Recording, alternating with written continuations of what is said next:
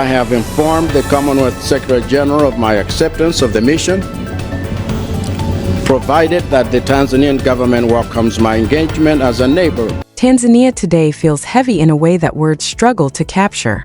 You can sense it even before anyone speaks. It's in the quieter tone people use. It's in the way conversations pause when politics enters the room. It's in the unspoken feeling that the country hasn't fully healed from what followed the elections. The protests may have stopped filling the streets, but the emotions behind them still live in every corner, every home, every thought. People are exhausted, confused, hurt, unsure of what tomorrow holds. And this is the atmosphere Lazarus Chakwera is stepping into.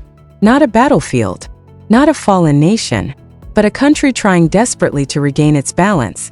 A nation that needs someone who understands when to speak and when to listen, when to calm and when to simply sit with the pain. Tanzania isn't collapsing. It's hurting. And the question is simple. Can Chakwera help it breathe again?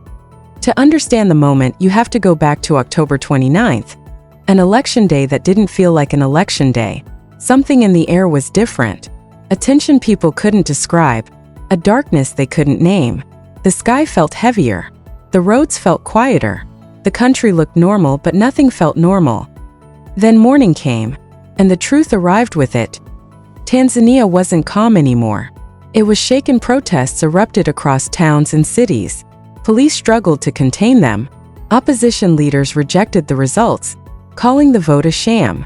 People woke up to the smell of smoke, not the familiar smell of cooking fires, not the seasonal farmland burnings, but the sting of streets filled with protest and frustration. Crowds gathered.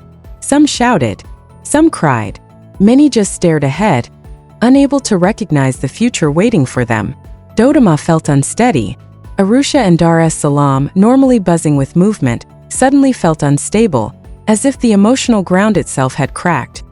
Fear was in people's voices, but it wasn't panic. Tanzania doesn't panic easily. It was fear wrapped in questions. What just happened? Why did it happen this fast? How did it become violent so quickly? The results didn't just anger people, they cracked trust. And trust, once cracked, spreads like an invisible shockwave through society. Phones buzzed non-stop. Videos of protests circulated. Rumors ran faster than facts. But the most painful part was the silence in between. A silence born from fear. Shops stayed half open, ready to close at a moment's notice. Parents kept children indoors. Motorbike taxis moved slower, watching every alley. Even security forces looked tense, alert, uncertain, reactive. The whole nation seemed to be holding its breath. And the world noticed. African observers noticed. Diplomats noticed. Neighbors noticed. Tanzania is supposed to be the calm one, the steady one. Seeing it shaken sent ripples across the region. But Tanzanians weren't angry without reason. They were grieving. Not grieving a political loss, grieving the feeling that fairness had slipped away from them. And when a nation grieves, it looks for anyone who can help it speak again. That's when the Commonwealth stepped in. Quiet, careful, strategic. And their choice surprised people across Africa, not because it was strange, but because it made perfect sense. They didn't send a Western diplomat with polished speeches. They didn't send a global celebrity negotiator. They sent someone who understands political wounds, someone who has walked inside instability, someone who knows how a nation feels when trust breaks. They sent Lazarus Chakwera. Why him? Why now? Think back to Malawi in 2020. The streets were full. The votes were contested. Courts intervened. People felt fear, hope, anger, exhaustion all at once. Chakwera didn't study that crisis from afar. He lived inside it. He felt the uncertainty. He survived the pressure. He saw how quickly a calm population can become a boiling one. And he learned one powerful truth. A nation in pain doesn't need someone who talks at it. It needs someone who talks with it. That's why Chakwera's appointment made sense. When the Commonwealth sent him, they didn't send a lecturer. They sent a neighbor. A man who has walked barefoot through political fire and still believes in dialogue, patience, and listening. His tone reflected that the moment he accepted the assignment, calm, humble, respectful. He didn't speak of Tanzania as a crisis. He spoke of it as a neighbor in need. That tone mattered because Tanzanians aren't just angry. They're tired, emotionally drained. What they want isn't someone who claims to understand their feelings. They want someone who respects them. Chikwera arrives with that sensitivity, and something more: credibility. He isn't new to conflict. He isn't new to reconciliation. He knows how fast trust collapses and how slow it is to rebuild. He knows how fragile a nation becomes when people stop talking. So what exactly is Chikwera walking into? He is not stepping into a collapsed state. He is stepping into a wounded one. A collapsed country gives up. A wounded country still hopes, quietly, painfully, cautiously. Tanzania right now is like a person who took a heavy punch but is trying to stand upright so no one sees how deep the damage goes. People didn't protest because they wanted chaos. They protested because something inside them snapped, a belief in fairness, in transparency, in protection from their own democracy. When those beliefs break, people don't rebel, they grieve.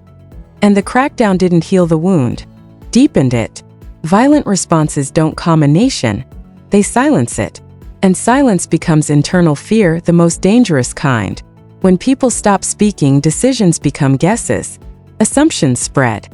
Relationships crumble. Right now, Tanzania stands in the fragile space between silence and explosion. Families are confused. Youth feel betrayed. Elders feel uneasy. Politicians are walking on eggshells. Everyone knows one wrong move could ignite something bigger than protests. This heavy atmosphere isn't only in the streets. It's inside parliament halls, churches, mosques, living rooms, markets. It's in the careful way people choose their words. Tanzania is hurting. Not loudly, but deeply. So what can Chikwera actually do? The answer isn't dramatic. It's human. A wounded nation doesn't need bold new reforms on day one. It needs safety, emotional safety. Right now, Tanzanians aren't lacking opinions. They're lacking safe spaces to express them. You can't rebuild trust when people feel punished for speaking. Silence is poison, and Tanzania has swallowed too much of it. His mission isn't political. It's emotional. He must sit with government officials who feel defensive, opposition leaders who feel betrayed, youth who feel ignored, elders who feel disappointed, communities who feel unheard. His job is to listen before he speaks. These conversations won't be neat. Voices will shake with anger. Others will break with pain. Some will refuse to trust him. But that rawness is the key to understanding the real wounds, because pain reveals truth. Chikwera must gather these truths, not to judge, not to pick sides, but to map the emotional landscape of a nation that feels both silenced and overstimulated. What he gathers will determine the Commonwealth's next steps, whether to encourage reforms, whether to call for a national dialogue, whether to send long-term mediators. But before any advice can matter, trust must be built, and trust is the hardest part. Why should Tanzanians trust a mediator from another country? Because Chikwera isn't a foreign observer. He's a regional witness. Tanzania doesn't see Malawi as distant. They share borders, cultures, histories, struggles. A Western diplomat arrives with baggage. Chikwera arrives with familiarity. He understands the emotional language of East Africa. How youth express hurt. How elders expect to be approached. How communities expect respect. How leaders expect acknowledgement. That emotional intelligence can't be learned. It can only be lived. His humility builds a bridge between anger and hope, between silence and dialogue, between distrust and possibility. But even with hope, fear lingers. Because what happens if Chikwera fails? If he fails, the cost will not be political, it will be human. Fear will spread. Borders will feel it. Economies will feel it. The region will feel it. Tanzania is a stabilizing pillar of East Africa. When it shakes, the whole region trembles. And in the vacuum of trust, dangerous actors always appear. Insurgent groups, opportunistic politicians, external manipulators. Chaos has no shortage of volunteers. Failure would also damage Africa's growing belief that Africans can mediate African crises without Western interference. But success could restore something even more precious than stability: trust. Tanzania stands at a crossroads between healing and escalation, between dialogue and destruction. What happens next will define not just Tanzania's future, but East Africa's, so the final question remains. Will Tanzania take this chance to heal while it still can? Or let the fire spread?